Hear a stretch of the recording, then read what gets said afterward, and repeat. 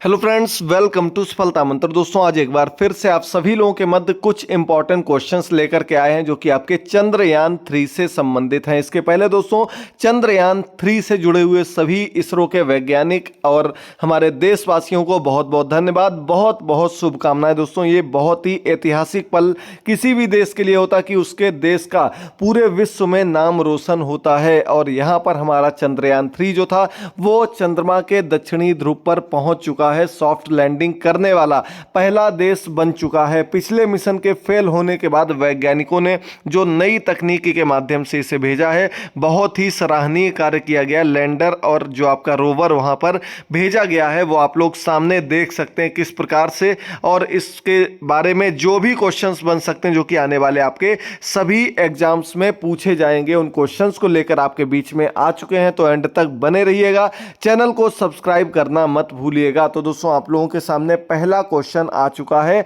तीसरा चंद्रमा मिशन कब लॉन्च किया गया? तो दोस्तों, आपको बता दें, चंद्रयान मिशन यानी कि चंद्रमा मिशन जो थे वो अब तक 3 हमारे भारत की ओर से मुख्य रूप से किए गए। तीसरा चंद्रमा मिशन चंद्रयान 3 के नाम से जिसको हम लोग जानते हैं, काफी चर्चा में रहा है।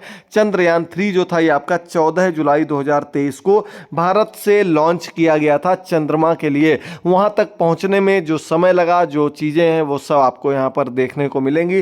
14 जुलाई को जो मिशन यहां से आपका जो चंद्रयान भेजा गया था वो वहां पर आपका कब पहुंचा, इसके बारे में अगला क्वेश्चन आपके सामने आ चुका है। तीसरा चंद्रमा मिशन कब चांद पर लैंड हुआ? तो दोस्तों, आपको बताना चाहेंगे, चंद्रयान 3 जो चांद पर पहुंचा है, चांद पर लैंड हुआ है, वो 13 अगस्त 2023 की शाम को 6:04 पर इसको चंद्रमा पर लैंड किया गया। चंद्रमा के दक्षिणी ध्रुव पर इसकी सॉफ्ट लैंडिंग कराई गई। सॉफ्ट लैंडिंग का मतलब है बिल्कुल इस प्रकार से इसकी लैंडिंग कराई गई कि ये किसी भी प्रकार का इस लैंडर को और रोवर को नुकसान ना पहुंचे। पिछली बार लैंडिंग के दौरान ही हमारा चंद्रयान क्षतिग्रस्त हो गया था और उसकी जो मुख्य कार्य था, जो वहां के जितने भी प्रयोग थे, जो चीज़ें समझनी थी, वो इस कारण से नहीं हो पाई थी क्योंकि लैंडर और रोवर आपका सही से वहां नहीं लैंड कर पाया था।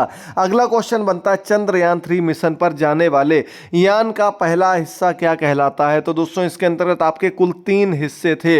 आपका पहला हिस्सा प्रोपल्सन मॉड्यूल कहा जाता है। प्रोपल्सन मॉड्यूल क्या होता है? ये चंद्रमा के चारों ओर चक्कर लगाएगा। ये चंद्रमा के चारों ओर चक्कर लगाते हुए जो भी लैंडर से जानकारी मिलेगी, कम्युनिकेशन स्थापित करके इसे हमारे इसरो केंद्र तक पहुंचाएगा। यानी कि इसका मुख्य कार्य जो है वो कम्युनिकेशन स्थापित करना है। कम्युनिकेट करते हुए लैंडर से, रोवर जो होता है वो लैंडर से संपर्क करेगा, लैंडर जो है वो आपका प्रोपल्सन मॉड्यूल से करेगा। और ये हमारी जो कह सकते हैं अंतरिक्ष के अंतर्गत जो भी कम्युनिकेशन मॉड्यूल्स बने हुए हैं उनके माध्यम से इसरो से संपर्क करेगा। और इसके पहले आपको बता दें, चंद्रयान 2 में ऑर्बिटर का प्रयोग किया गया था, यहां प्रोपल्सन मॉड्यूल का प्रयोग किया गया है।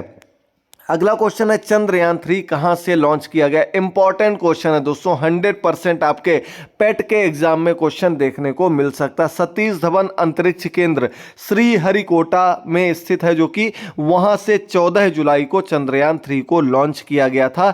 सतीश धवन अंतरिक्ष केंद्र श्रीहरिकोटा जो कि आंध्र प्रदेश में स्थित है। ये आपका एक बहुत ही पुराना एक प्रक्षेपण स्थल है जहां से इस प्रकार के जो अंतरिक्ष में यान भेजे जाते हैं उनका प्रक्षेपण किया जाता। सतीश धवन अंतरिक्ष केंद्र से इसका प्रक्षेपण किया गया। 5वां क्वेश्चन आपके सामने, चंद्रमा के किस हिस्से पर चंद्रयान को उतारा गया? यह भी एक इंपॉर्टेंट क्वेश्चन है कि उत्तरी ध्रुव पर तो बहुत से लोग पहुंच चुके हैं, बहुत से यान पहुंच चुके हैं, लेकिन चंद्रमा का दक्षिणी भाग जो है, जो इसका साउथ पोल जो है, वहां पर पहुंचना बहुत ही कठिन बताया जाता है। वहां की जो सतह है वो बहुत ही गड्ढेदार है, कहीं ऊबड़ खाबड़ है, इस वजह से वहां पर लैंडिंग नहीं हो पाई थी अभी तक। तो चंद्रमा के दक्षिणी हिस्से में पहुंच चुका है हमारे देश का चंद्रयान 3। अगला क्वेश्चन 6 नंबर क्वेश्चन आपके सामने है, चंद्रयान 3 के लिए प्रमुख किस रॉकेट इंजन का उपयोग किया गया है? यह भी एक क्वेश्चन इंपॉर्टेंट क्वेश्चन बनता है। चंद्रयान 3 को C-25 क्रायोजेनिक इंजन से भेजा गया। यह सबसे ज्यादा पावरफुल इंजन होता है, क्रायोजेनिक इंजन। इस इंजन के माध्यम से हमारे रॉकेट को लॉन्च किया गया। रॉकेट लॉन्च करने के लिए क्रायोजेनिक इंजन का प्रयोग किया गया। अगर आपको बताएं इसमें ईंधन के रूप में तो आपकी लिक्विड ऑक्सीजन, लिक्विड हाइड्रोजन और इनसे मिली हुई चीजों का प्रयोग किया गया था ईंधन के रूप में। इसको यहां से भेजने के लिए याद रखिएगा। अगला क्वेश्चन दिया गया, चंद्रयान 3 को चंद्रमा पर सही जगह पहुंचने में कितने दिन का समय लगा?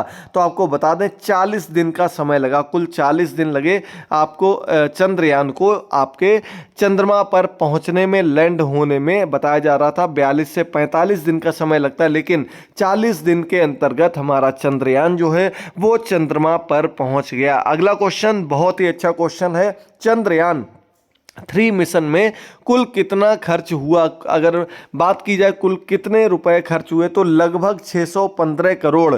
और साथ ही साथ ये क्वेश्चन इसलिए और इम्पॉर्टेंट बन जाता है, ये पूरे विश्व में सबसे कम बजट में जाने वाला चंद्रयान रहा है। अभी हाल ही में रूस का लूना चंद्रयान जो भेजा गया था, लूना यान जो भेजा गया था चांद पर, उसकी लैंडिंग क्रैश हो गई थी और ये आपका लगभग 16 अरब डॉलर से भी ज़्यादा रुपए में बनकर तैयार हुआ था। बहुत ज़्यादा रुपए खर्च हुए थे, लेकिन हमारे वैज्ञानिकों के लिए ये एक बहुत ही अच्छा कार्य किया गया वैज्ञानिकों के माध्यम से कि इसे बहुत ही कम लागत में बना करके तैयार किया गया। इसके लिए हम उनका बहुत बहुत धन्यवाद पूरे देशवासी करते हैं कि इतनी कम लागत में इतनी अच्छी विविधताओं के साथ चंद्रयान को वहां तक पहुंचा दिया गया। अगला क्वेश्चन है, चंद्रयान 3 मिशन में इसरो ने लैंडर और रोवर का क्या नाम रखा है? तो दोस्तों आपको बता दें चंद्रयान 2 में भी यही नाम रखे गए थे। लैंडर का नाम रखा गया विक्रम लैंडर है, रोवर का नाम प्रज्ञान रखा गया है। तो दोस्तों आपको बताते चलें, रोवर जो होता है वो वहां से रिलेटेड, रोवर एक प्रकार से कह सकते हैं एक व्हीकल टाइप का है जो चलते हुए, उसमें पहिए लगे हुए हैं और ये रोवर जो है ये पूरे इलाके में 500 मीटर के एरिया में घूम करके वहां की डिटेल्स को लैंडर तक पहुंचाएगा। लैंडर इन डिटेल्स को प्रोपल्शन मॉड्यूल तक पहुंचाएगा और वहां से ये डिटेल्स आपके इसरो तक पहुंचेंगी। ये इसकी पूरी प्रक्रिया है जो कि आसान शब्दों में आप समझ सकते हैं और आप लोग याद कर सकते हैं। तो दोस्तों रोवर का नाम प्रज्ञान है, लैंडर का नाम विक्रम है। और साथ ही साथ आपको बता दें दोस्तों, ये आपका रोवर सिर्फ लैंडर को ही जानकारी सेंड करेगा और रोवर के जो आपके पहिए बने गए हैं, पहिए जो बनाए गए हैं, उनमें हमारे भारत का राष्ट्रीय चिन्ह अशोक स्तंभ बनाया गया है और साथ ही साथ अशोक स्तंभ के साथ इसरो का जो चिन्ह है उसको इसके अंतर्गत लगाया गया है ताकि ये चांद पर अपनी छाप को हमेशा के लिए छोड़ दें, हमेशा के लिए वहां पर इनके निशान बन जाएं। तो वहां की जो जमीन है वो जब पहिए चलेंगे तो उन पर आपको भारत का निशान देखने को मिलेगा। अगला क्वेश्चन है, लैंडर विक्रम और प्रज्ञान रोवर का क्या काम है? तो यहां आप लोग देख सकते हैं लैंडर विक्रम में 4 पेलोड्स हैं, 4 मुख्य रूप से इसके स्तंभ हैं। 4 स्तंभ में आपका पहला रंभा है, यह चांद की सतह पर सूरज से आने वाले प्लाज्मा कणों के घनत्व, मात्रा और बदलाव की जांच करेगा। वहाँ किस प्रकार का कह सकते हैं वातावरण है, किस तरह से सूर्य का वहाँ पर प्रभाव पड़ता है, इन चीज़ों का अध्ययन रंभा स्तंभ करेगा। अगला बात करते हैं हम लोग, तो दूसरे का नाम चार्ट से रखा गया है और यह चांद की सतह की गर्मी यानी कि तापमान की जांच करेगा। तीसरा है, इसका नाम इल्सा रखा गया है, यह लैंडिंग साइट के आसपास भूकंपीय गतिविधियों की जांच करेगा। और चौथा है लेजर रेट्रो रिफ्लेक्टर एरे, ये चांद के डायनामिक्स को समझने का प्रयास करेगा। ये काम जो था ये विक्रम लैंडर का ये आपका काम जो है ये आप लोग देख सकते हैं 4 स्तंभ लगे हुए हैं और ये आपका विक्रम लैंडर का काम है।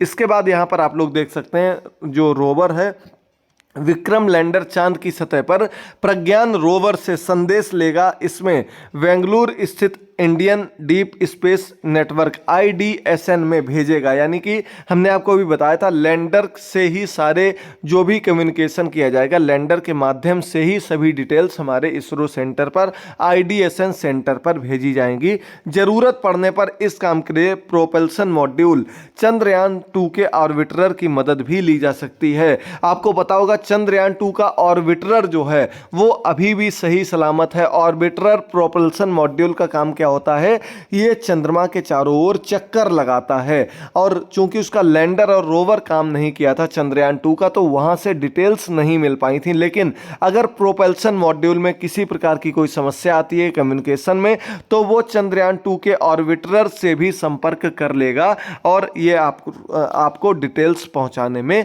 मदद करेगा। ये देखिए लिखा प्रज्ञान की, तो ये आपका प्रज्ञान सिर्फ विक्रम से ही बात कर सकता है। अगला क्वेश्चन है चंद्रयान 3 के चंद्रमा के दक्षिणी भाग पर पहुंचने वाला विश्व का कौन सा देश बन गया। तो दोस्तों पहला देश भारत बन गया है, फर्स्ट कंट्री है जो कि आपके चंद्रमा के दक्षिणी हिस्से पर पहुंचने वाला देश बना है। अगला क्वेश्चन है चंद्रयान 3 मिशन की सफल बनाने में वैज्ञानिक कौन कौन से हैं। तो आपको बता दें दोस्तों, कुल मिलाकर के लगभग 54 वैज्ञानिक्स हैं जिन्होंने साइंटिस्ट हैं जिन्होंने चंद्रयान 3 के लिए दिन रात एक करके लगी पूरी मेहनत की, अच्छे से अपना समर्पण किया और चंद्रयान को सफल बनाया। इसमें मुख्य रूप से बात की जाए तो एस सोमनाथ ये जो हैं इसरो के वर्तमान समय में चीफ भी हैं, एस सोमनाथ इनका नाम है। ये मुख्य रूप से सबसे आगे इनका नाम आता है, इन्होंने ही पूरी प्रेस कॉन्फ्रेंस वगैरह की थी। चूंकि ये इसरो के चीफ इस समय है, इसलिए मुख्य रूप से इनका दायित्व बनता है। अगले प्रोजेक्ट डायरेक्टर हैं पी वीर मुथुवेल, इसका मिशन डायरेक्टर मोहना कुमार है। इसका विक्रम साराभाई अंतरिक्ष केंद्र के निदेशक एस उन्नी Krishnan Nair, UR Rao satellite centre के निदेशक M शंकरन और लॉन्च ऑथराइजेशन बोर्ड के प्रमुख A राजराजन ने भी मुख्य रूप से भूमिका निभाई है। ये सभी बड़े वैज्ञानिक लोग हैं जिन्होंने चंद्रयान 3 को चंद्रमा तक पहुंचाने में अपना सब कुछ दिन रात एक कर दिया, पूरी मेहनत के साथ लगे रहे और उसे सफल बनाया। अगला क्वेश्चन है चंद्रयान भारत का चंद्रमा पर कौन सा मिशन है। तो आपको बता दें तीसरा मिशन है, आपके कुल मिलाकर 3 मिशन किए गए, तीसरे मिशन में ये आपका दक्षिणी ध्रुव पर पहुंचने में सफल रहा। अगला क्वेश्चन है मिशन का समय काल कितना है। तो दोस्तों आपको बता दें एक लूनार दिवस। अब आपको बता दें लूनार दिवस क्या होता है, 14 दिन का एक लूनार दिवस होता है, 14 पॉइंट कुछ दिन का। यानी कि वहां पर अपने यहाँ जैसे दिन रात होते हैं, दिन में सूरज निकलता है, रात को चंद्रमा निकलता है, यानी कि रात हो जाती है। तो इस प्रकार से 14 दिन का एक दिन होता है, चंद्रमा पर 14 दिन सूर्य रहता है। उसके बाद 15वें दिन ये घटना प्रारंभ करता है, फिर 15 दिन वहां पर अंधेरा रहता है। तो ये जो हमारा लैंडर विक्रम और ग्रोवर हैं, ये रोवर हैं, ये आपके चंद्रमा से सौर ऊर्जा से चार्ज होंगे। इसके बाद वहां की पूरी डिटेल्स लेंगे। तो अब वहां पर 23 अगस्त से सूर्य निकलता रहेगा, यानी कि 23 अगस्त से वहां पर आपका दिन का कार्य शुरू हो गया है। दिन में ये चार्ज होकर के सभी डिटेल्स को पूरे एरिया में पूरी डिटेल्स को एकत्रित कर करके भेजता रहेगा। अगला क्वेश्चन है चंद्रयान 3 को किस रॉकेट से लॉन्च किया गया। तो दोस्तों आप लोगों को बता दें MVL 3 आपका रॉकेट है, MVL 3M4 ये सबसे ताकतवर सबसे शक्तिशाली रॉकेट है जिसके माध्यम से हमारे जो कह सकते हैं चंद्रयान 3 को यहाँ से भेजा गया था। अगला क्वेश्चन दिया गया, अब कुछ क्वेश्चन आपके पीछे से भी आपको बताते चलें। चंद्रयान हमारा पहला चंद्रमा मिशन कब हुआ था। तो आप 22 अक्टूबर 2008 को पहला चंद्रमा मिशन गया था। अगला क्वेश्चन है दूसरा चंद्रमा मिशन कब हुआ था। तो ये आपका 22 जुलाई 2019 को चंद्रमा पर भेजा गया था, जो कि लैंडिंग के दौरान क्रैश हो गया था। लेकिन अंतिम तीसरे अवसर में 14 जुलाई को जो कि भेजा गया था, वो चंद्रयान आपका सही सलामत लैंड कर गया और इसके लिए सभी लोग, पूरा देश गौरवान्वित है। इसरो के लिए बहुत बहुत बधाइयां दी जा रही हैं। ये कुछ क्वेश्चंस थे जो आपके लिए इंपॉर्टेंट थे। अब एक क्वेश्चन का आंसर आप लोगों को कमेंट बॉक्स में देना है। चंद्रयान 2 के समय इसरो के चीफ कौन थे। आप लोगों ने जरूर इसके बारे में पढ़ा होगा। चंद्रयान 2 के लॉन्च के समय इसरो चीफ का क्या नाम था। सभी लोग कमेंट बॉक्स में कमेंट करके बताइएगा। मिलते हैं अगली क्लास में, तब तक के लिए थैंक दोस्तों, गुड बाय, टेक केयर।